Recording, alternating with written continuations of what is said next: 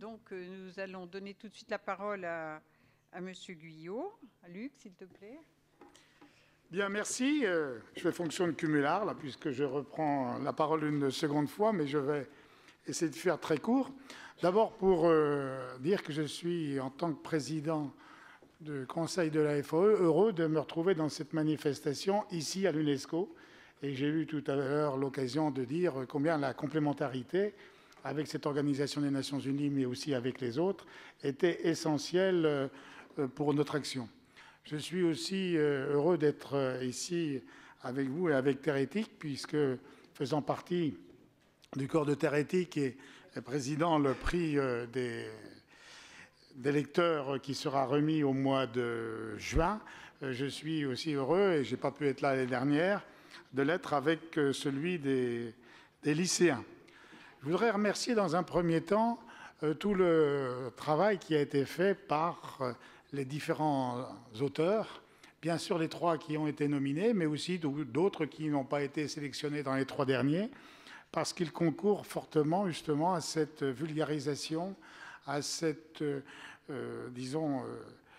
à ce plaidoyer permanent pour faire comprendre, comme ça a été dit tout à l'heure, que l'origine des aliments, ça n'est pas comme ça spontané, et que malheureusement aujourd'hui, trop de nos enfants, de même des adultes, ont perdu la notion du circuit d'un produit alimentaire entre celui qui a mis la graine dans le sol, qui l'a fait pousser, l'artisan qui l'a transformé, le commerçant qui l'a consommé, le commerçant qui l'a commercé, le cuisinier qui l'a transformé et le consommateur qui le lit. Donc nous travaillons dans ce cadre-là, et je voulais dire que je suis heureux de voir que progressivement ces éléments-là avancent.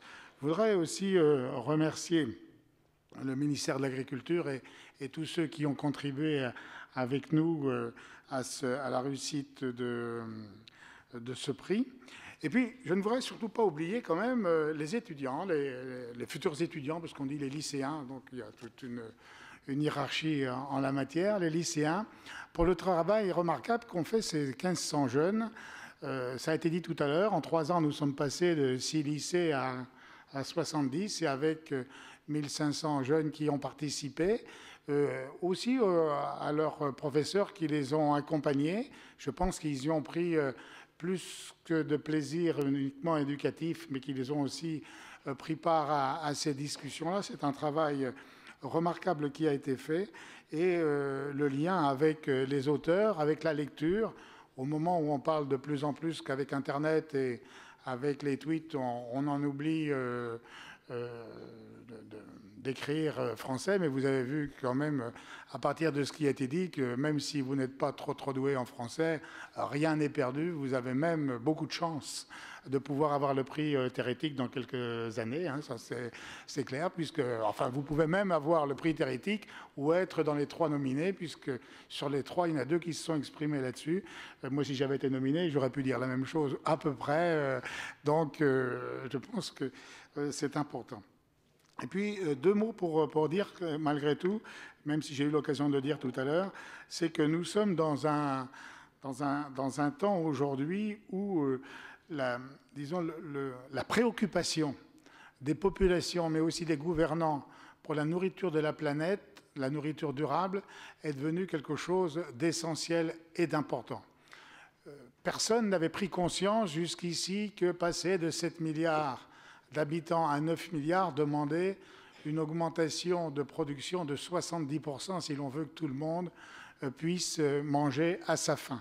Et que pour ce faire, dans un contexte de changement climatique, de difficultés de gestion d'eau, de raréfaction des sols, il y avait quand même beaucoup de travail à faire. Et donc nous devons à la fois allier un changement de comportement de nous tous, les ensembles des consommateurs, puisque aujourd'hui plus de 30% de la production agricole ne va pas dans la bouche des consommateurs agricoles, mais aussi de la pêche, puisque 30% sont allègrement gaspillés par les sociétés dites développées, et 30% n'auront pas la chance de pouvoir aller jusqu'aux consommateurs pour des raisons d'infrastructure dans les pays en développement, et que donc nous devons relever ces défis. Mais nous pourrons les relever uniquement par une question de de plaidoyer, de confiance, de volonté, et puis surtout de ne jamais être résigné sur le travail qui doit être réalisé. J'ai appris en étant président de la FAO pendant ces 3 ans et demi qui vont se terminer bientôt, qu'on ne progresse pas très très vite à chaque fois. L'essentiel des fois c'est de se battre pour pas que ça recule, mais l'essentiel c'est du gagne petit. Et qu'il faut aussi avoir toujours derrière tous ces éléments-là de l'optimisme, parce que ça n'est pas en disant que tout est foutu qu'on arrivera à relever ces différents défis. Donc, si vous pouvez, les uns et les autres, contribuer par votre savoir, votre connaissance, à œuvrer dans ce cadre-là, nous y aurons partiellement réussi. En tout état de cause, c'est ce que moi je souhaite. Et je souhaite aussi, puisque nous sommes tous les trois à la tribune, l'UNESCO et le ministère de l'Agriculture, c'est-à-dire le représentant aussi du gouvernement français, c'est que nous sachions œuvrer tous ensemble pour pouvoir relever ces grands défis. Donc merci à tous de nous avoir permis d'avoir ce débat cet après-midi.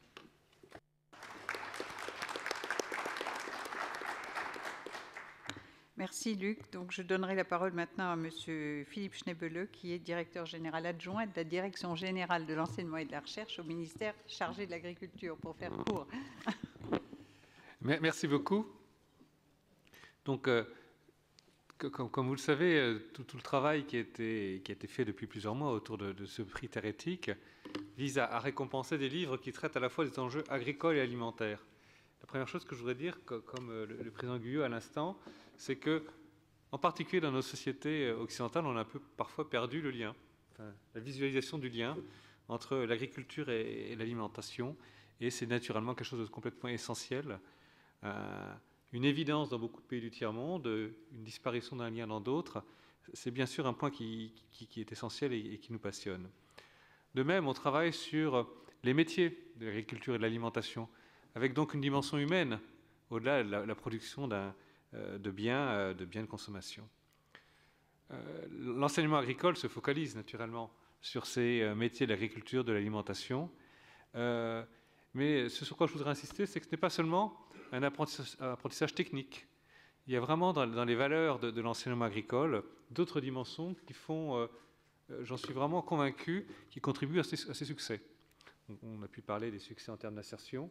Ce n'est pas seulement une question de technique d'insertion, c'est aussi une question de culture humaniste, c'est aussi une question de prise en compte pleine et entière de toutes les contraintes et opportunités du développement durable. L'enseignement agricole a également dans ses missions la prise en compte de la dimension internationale. Toute une série d'éléments qui font que le terme prix Terre Éthique des lycéens se retrouve, me semble-t-il, pleinement dans l'esprit, dans les valeurs de l'enseignement agricole. Une autre dimension, un autre point sur lequel je voudrais insister, que je trouve extrêmement positif, c'est que la lecture est souvent présentée comme un plaisir individuel. Et une démarche comme celle du prix d'aujourd'hui montre qu'au-delà de cette dimension individuelle, c'est aussi un travail collectif, une occasion de communication, de rapprochement. Donc tout l'opposé de l'individualisme. À ce titre-là, je pense que mon voisin en parlera, je trouve vraiment très heureux le choix des bâtiments de l'UNESCO pour un tel prix. C'est un site emblématique qui est à ce titre-là tout à fait positif, et au-delà bien évidemment de tout le prestige et toute l'importance de cette organisation. Il y a un autre mot qui a été employé à plusieurs reprises cet après-midi, c'est celui d'engagement. Ça nous fait plaisir à tous, je suppose, de voir comme cette notion d'engagement est importante dans une démarche comme celle du prix Terre Éthique. Engagement à travers la multiplication du nombre de lycées, de lycéens qui se sont impliqués là-dedans. Engagement à travers l'association de départements de métropole ou d'outre-mer. Engagement à travers les partenariats dont le président Salmon pouvait parler il y a quelques minutes. C'est ce qui fait vivre l'engagement, c'est ce qui donne envie le matin de se lever, et c'est aussi, me semble-t-il, quelque chose qui se retrouve pleinement, naturellement, dans cette dimension Terre Éthique. Je voudrais donc, pour terminer, féliciter bien évidemment le lauréat, les 3 lauréats. Je voudrais bien évidemment aussi féliciter toutes les équipes des établissements publics, des des lycées agricoles, des maisons familiales qui ont pu participer et mettre en branle toute cette association pédagogique autour du prêtre hérétique. Et puis je voudrais aussi, je terminerai par cela, remercier tous les lycéens qui ont su se mobiliser, qui se sont passionnés, qui ont eu envie de lire et d'avancer. Et manifestement, ça répond à une demande quand on voit l'augmentation du nombre de participants. En tout cas, bravo à vous tous et à travers à la fois l'effort que vous avez fait, à travers l'engagement que vous avez montré, à travers l'éthique, l'humanisme qui est le vôtre, et continuez comme ça.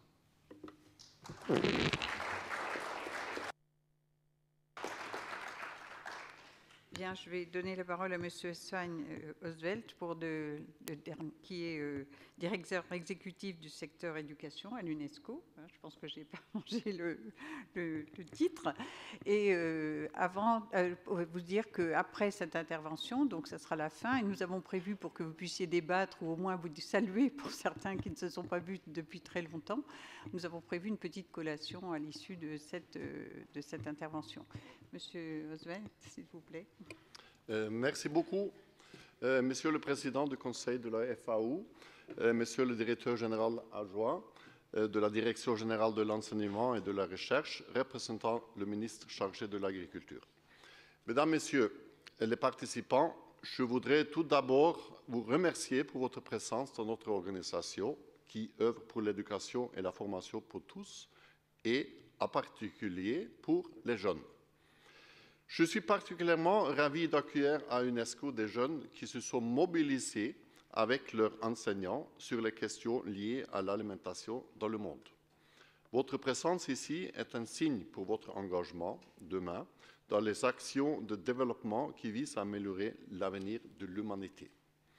Mesdames, Messieurs, nous savons tous que l'agriculture est stratégique, incontournable pour nourrir l'humanité. Une alimentation à quantité et de qualité exige des pratiques adaptées, respectueuses de l'environnement, inscrites dans des politiques de développement durable, où chacun doit trouver sa place. Ainsi, les activités et métiers de l'agriculture deviennent plus que jamais une source d'emploi pour les jeunes qui devront être qualifiés et aidés pour une bonne insertion professionnelle. Dans ce contexte, il nous faut revisiter les compétences nécessaires à des métiers modernes et dynamiques qui ne peuvent plus se limiter à la transmission de savoirs et de pratiques entre générations, mais par contre doivent prendre en compte les effets de la mondialisation, tout comme l'usage de technologies nouvelles, entre autres. Mesdames, Messieurs, cette journée organisée sur le thème de la formation agricole, l'emploi des jeunes, réfléchir et agir, prend un sens tout particulier si on se réfère à quelques données chiffrées. Dans le monde, la majorité des pauvres, soit 70% de 1 milliard d'individus, vit à zone rurale dans des pays à faible revenu, principalement en Afrique subsaharienne et en Asie du Sud. Or, nous savons tous que pauvreté, c'est aussi sous-nutrition et malnutrition, accès limité à l'éducation, mais aussi au système de santé. La lutte contre la pauvreté est un véritable défi pour l'humanité. Par ailleurs, nous vivons désormais un paradoxe de plus en plus difficile à surmonter sans envisager des solutions nouvelles. D'un côté, une population mondiale qui augmente avec une demande alimentaire croissante et d'un autre côté, des terres agricoles facilement exploitables qui se raréfient avec de surcoût une image peu attractive de métier de l'agriculture pour les jeunes. Il nous faut regarder ce triptyque alimentation, agriculture et EFTP au centre duquel sont les jeunes et convaincre le gouvernement de l'intérêt d'offrir des formations adaptées aux métiers et activités liées à l'agriculture pour les jeunes, sans oublier la problématique spécifique de jeunes femmes en milieu rural. Mesdames, Messieurs, l'UNESCO met en œuvre une stratégie pour le développement de EFTP qui a commencé en 2009 pour une durée de 6 ans. Ainsi, notre organisation agit activement dans ce domaine en mettant en œuvre des programmes de renforcement des capacités des acteurs pour le développement de la formation agricole, comme vous l'a détaillé mon collègue, M. Boren-Chacron. Ces programmes sont variés et vont de la conduite de programmes de recherche, comme par exemple une recherche que nous conduisons et qui porte sur l'apprentissage formel, non formel et informel dans le monde rural, ainsi que sur l'image de métier de l'agriculture pour les jeunes dans 3 pays, Égypte, Éthiopie et Cambodge. L'UNESCO met aussi en œuvre des programmes de renforcement des capacités des acteurs pour la réalisation efficace d'actions de formation pour des publics marginalisés à zone rurale, par exemple à Madagascar et en République démocratique du Congo. Nous œuvrons dans d'autres pays pour que l'enseignement et la formation technique et professionnelle permettent le développement de compétences fondamentales et spécialisées pour exercer des activités génératrices de revenus, sans oublier les compétences qui cultivent la citoyenneté et de vivre ensemble. Mesdames, Messieurs, pour l'UNESCO, le développement durable et la lutte contre la pauvreté qui touche les populations rurales passe notamment par des actions d'enseignement et de formation technique et professionnelle, comme j'ai déjà référé, EFTP. Le 3e congrès international de l'enseignement et de la formation technique et professionnelle, qui a eu lieu à Shanghai au mois de mai 2012, a mis l'accent sur l'importance de la formation professionnelle et de l'insertion des jeunes pour favoriser le développement social et économique, notamment des pays en développement. À l'UNESCO, nous sommes convaincus que pour réussir et améliorer l'efficacité des actions dans ce domaine, il est impératif de renforcer les partenariats existants et de forger de nouveaux. Ainsi, l'UNESCO souhaite encourager les partenariats et des niveaux multiples. D'une part, les partenariats avec l'organisation internationale FAO et FIDA, et d'autre part, les partenariats avec un ensemble d'ONG et associations, comme par exemple le réseau phare, Terretic, etc., qui œuvrent dans le domaine de formation et de développement des populations rurales. Mesdames, Messieurs, que souhaiter pour demain? Ainsi, nous pouvons imaginer que demain, la remise de prix Terretic des lycéens prenne une dimension internationale avec des jeunes et des établissements identifiés, par exemple par le réseau international de formation agricole et soutenu par d'autres associations et ONG actives dans les pays d'Afrique subsaharienne et ailleurs. L'UNESCO compte sur la mobilisation de tous les acteurs pour venir en appui dans les différents pays, soit par des appuis au gouvernement, soit par des actions de développement agricole et rural, voire la diffusion et l'échange de connaissances. J'espère pouvoir compter sur chacun d'entre vous. Je vous remercie pour votre attention. Merci beaucoup.